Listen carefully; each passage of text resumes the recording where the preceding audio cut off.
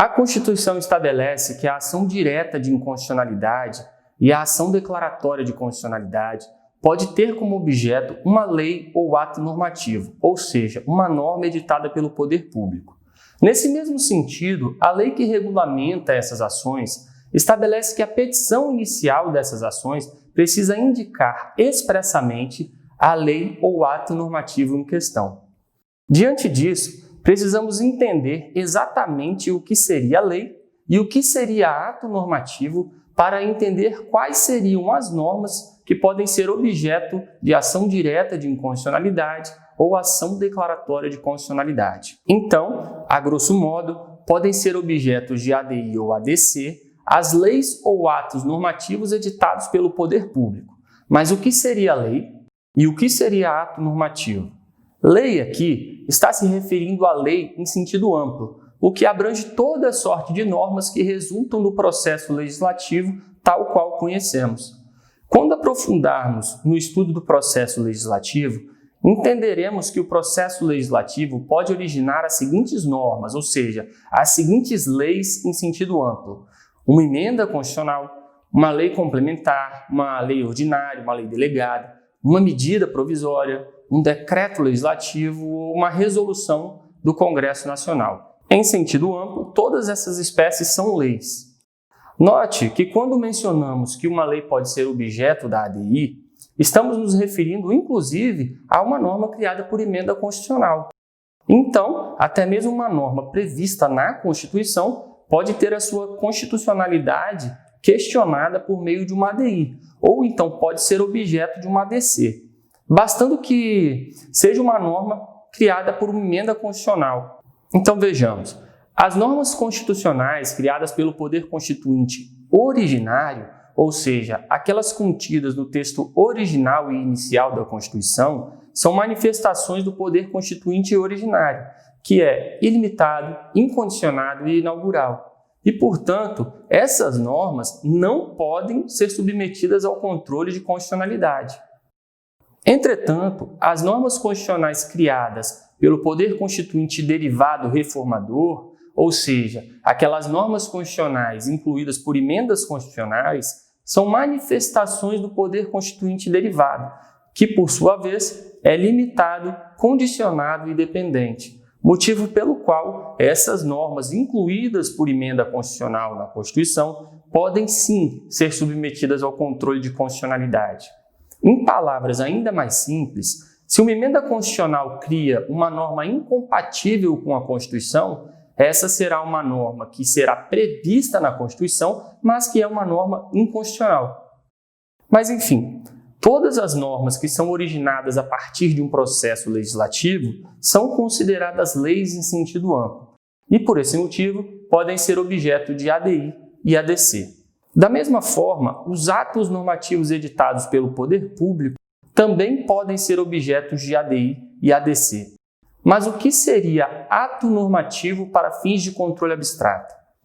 Ato normativo seria todas as demais normas que não se enquadram no conceito de lei em sentido amplo, ou seja, seriam todas as normas que não são originadas a partir de um processo legislativo. Por exemplo, imagine um decreto expedido pelo presidente da República reduzindo a jornada de trabalho dos servidores públicos federais. Esse decreto é uma norma, mas não surge a partir de um processo legislativo. Por isso, trata-se de um ato normativo e não de uma lei em sentido amplo. Agora, um detalhe importante: ato normativo secundário não pode ser objeto de ADI ou ADC. Para compreender essa afirmação, é necessário saber diferenciar um ato normativo primário de um ato normativo secundário. Ato normativo primário é aquele ato que, assim como as leis, pode inovar o ordenamento jurídico, ou seja, pode criar, modificar ou extinguir um direito. Por exemplo, um ato normativo primário pode proibir a pesca de uma espécie ameaçada, ou seja, um ato normativo primário pode restringir o direito de pescar. Desse modo, as leis e atos normativos primários são autônomos, pois são normas que podem por si só criar, modificar ou extinguir um direito.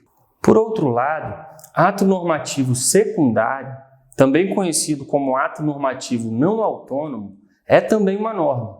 mas é uma norma que existe apenas para estabelecer como outra norma deve ser interpretada ou aplicada. Por exemplo, suponha que existe uma lei proibindo a pesca predatória, mas sem definir o que seria pesca predatória. Então, em seguida, surge uma portaria do Ministério do Meio Ambiente prevendo que a pesca com redes arrastadas pelo fundo do oceano é uma pesca considerada predatória. Note que essa portaria, que é o ato normativo secundário, apenas interpreta a lei. Entretanto, essa portaria, ou seja, esse ato normativo secundário, tem uma característica peculiar. É uma norma não autônoma, ou seja, é uma norma que existe em função da lei ou do ato normativo primário. Dessa forma, o ato normativo secundário é uma norma que existe apenas para interpretar ou aplicar corretamente uma outra norma. Agora vamos retomar a nossa afirmação. Ato normativo secundário não pode ser questionado por ADI. Vamos exemplificar para ficar claro. A Constituição prevê que todos nós temos direito ao meio ambiente ecologicamente equilibrado. Suponha que exista uma lei proibindo a pesca predatória e, em seguida, surge uma portaria do meio ambiente autorizando a pesca predatória durante os meses de inverno. Veja que essa portaria, ou seja, esse ato normativo secundário, está visivelmente viciado, está visivelmente maculado. Nesse exemplo, temos um ato normativo secundário que viola diretamente a lei e indiretamente também acaba violando a Constituição, pois viola o direito ao meio ambiente ecologicamente equilibrado.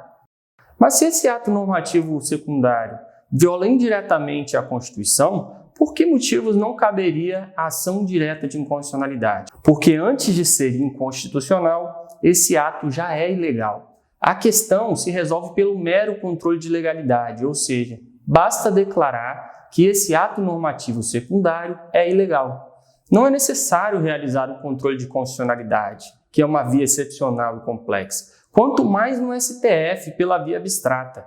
É por isso que o STF entende que a ADI só é possível em casos de violação direta da Constituição, de modo que não é aceita a tese da inconstitucionalidade indireta ou reflexa. Então vamos recapitular. A petição inicial de uma ADI ou ADC precisa indicar a lei ou o ato normativo em questão. Mas sabemos que o ato normativo secundário não pode ser objeto dessas ações, pois a questão é de ilegalidade e não inconstitucionalidade. Agora que sabemos identificar as leis e atos normativos que podem ser objeto de ADI ou ADC, vamos aprofundar em informativos do Supremo Tribunal Federal. Veja esses informativos. No primeiro caso, temos uma ação direta de inconstitucionalidade que foi ajuizada para impugnar uma resolução do Conselho Nacional do Ministério Público.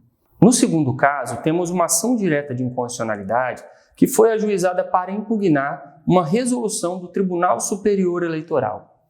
Em ambos os casos, o STF entendeu que é possível o ajuizamento de ADI contra essas resoluções, pois essas resoluções são verdadeiros atos normativos primários.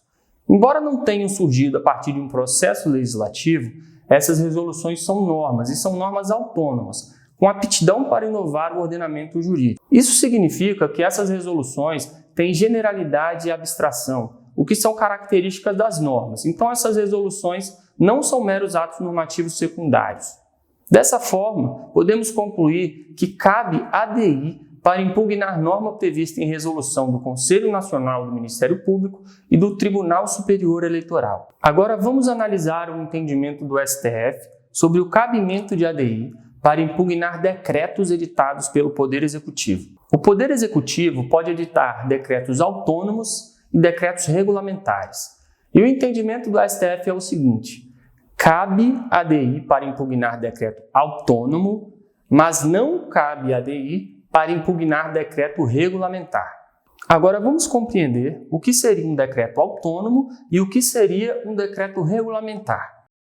Decreto autônomo é um ato normativo editado pelo Poder Executivo para dispor sobre assuntos específicos, em ocasiões nas quais a Constituição prevê a competência do Poder Executivo para dispor sobre esses assuntos mediante decreto. Tem, portanto, a natureza jurídica de ato normativo primário e tem as características de todo ato normativo primário, ou seja, é uma norma que surge sem a ocorrência de um processo legislativo. E por ser uma norma, tem generalidade, pois cria uma norma, uma diretriz de atuação para todos. E tem abstração, pois prevê hipóteses abstratas e não um caso concreto. Tem ainda autonomia e por isso pode inovar o ordenamento jurídico. Então, o decreto autônomo é o ato normativo primário editado pelo Poder Executivo nos casos em que a própria Constituição autoriza que o Poder Executivo edite decretos sobre assuntos específicos. Então veja esse informativo do STF. O decreto autônomo é uma norma, pois tem caráter geral e abstrato, e tem a natureza de ato normativo primário. Como a norma com natureza de ato normativo primário pode ser objeto de ação direta de inconstitucionalidade, o decreto autônomo pode ser impugnado por ADI. Agora vamos tratar do decreto regulamentar. O decreto regulamentar é um decreto expedido pelo Poder Executivo para estabelecer como uma determinada lei deve ser interpretada, para que dessa forma seja assegurado que os órgãos públicos executem essa lei de forma correta, ou seja, para garantir a fiel execução da lei. Veja, o decreto regulamentar deve se limitar a interpretar a lei, de forma que esse decreto não pode ampliar ou reduzir o conteúdo da lei. Então não confunda decreto regulamentar com decreto autônomo. Ambos são editados pelo Poder Executivo, mas veja só, decreto regulamentar não tem autonomia, ou seja, não pode inovar o ordenamento jurídico. O decreto regulamentar deve se limitar a interpretar uma lei que já existe. Por outro lado, o decreto autônomo tem autonomia e por isso é ato normativo primário, ou seja, pode inovar o ordenamento jurídico.